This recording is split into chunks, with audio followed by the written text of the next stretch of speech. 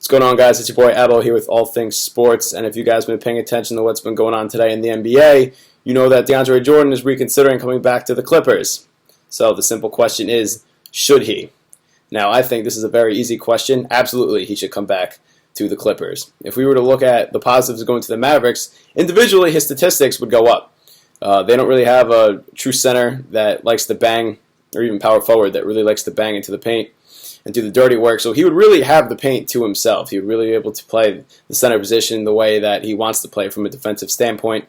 And, he might win maybe a defensive player in the year like Tyson Chandler did when he was in the Mavericks. But from a winning perspective, you're not getting better than the situation with the Clippers. You've got a true point guard in Chris Paul, who's a pass-first facilitating point guard. And that's what allowed him to be so successful and have such a ridiculously high field goal percentage. I think he had the highest field goal percentage in the league among qualified individuals because of the fact that Chris Paul is the best pure point guard, in my opinion, in terms of the way the point guard position used to be played, in facilitating and being the general of the offense in the league. And you also have Blake Griffin, who's probably one of the most underrated passing big men in the league. So right there, that's what allowed him to put him in a position to win. If he goes to the Mavericks, who are your point guards? Devin Harris and Raymond Felton, because Monte Ellis isn't coming back, and even then, Monte Ellis was a scoring first point guard. So you're not going to be put into the type of positions that will be as advantageous as if you stayed with the Clippers. And obviously, the number of those positions are going to be nowhere close to if you have Chris Paul as your general and your point guard. Now, if we look at winning from a pure winning point of view, the Clippers have much better talent.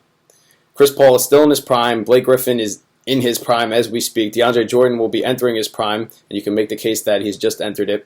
You have young guys. J.J. Redick, solid 3-and-D, mostly 3, perimeter player. And they'll always contend. They have the chemistry. They have the years of developing their on-court awareness, playing with each other. And they've had success to a degree. Now, obviously, if Deandre Jordan were to be leaving the West and going to the East, this would be a different story because the East is a cream puff division. But if you're going to leave LA and the Clippers to go to another team in the West whose point guard situation is terrible and directly affects you getting the ball offensively, I don't see why you would leave. Now, I understand his relationship with Chris Paul was waning because Chris Paul was tough and hard on him, and he didn't necessarily like that. But Chris Paul was getting on you because he wants you to be great. He sees room for improvement. Chris Paul will be getting on you because you're shooting 50% from the free throw line, and it hasn't really improved. And in the playoffs, it actually got worse. And if we look at historically the great winners of the NBA, Kobe Bryant, Michael Jordan, just to name two, they never sugarcoated anything with their teammates. They were intense, they were fiery, and they were winners. You can't sugarcoat a teammate into, do better next time, it's okay, everything will be all right, let it go. You got to work. And that was one thing with Deandre Jordan that Chris Paul didn't like, is he felt like he should have spent more time working on his weaknesses. And having a guy like that to always push you to be better will not allow you to be complacent. Even if they were to make it to the finals or even win NBA finals, knowing the type of person that Chris Paul is, obviously from a third-person point of view because I don't know him personally, that guy wants to win. He wants to be great, and he wants to continue being great, even once he's accomplished the things he wants to accomplish the first time around.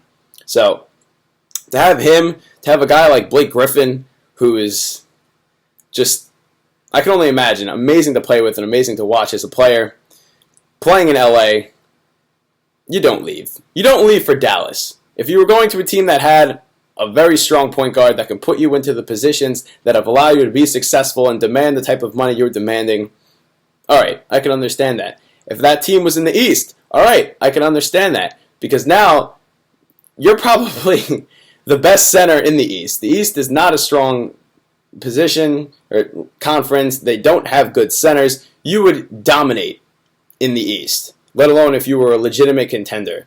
But the East simply doesn't have those teams. So if you're going to stay in the West and you want to continue building on what you've been building on, which has allowed you to be at the level you are right now and to be sought after like this, you stay with the Clippers.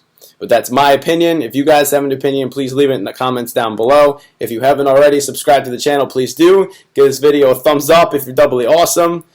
And I'll see you guys later.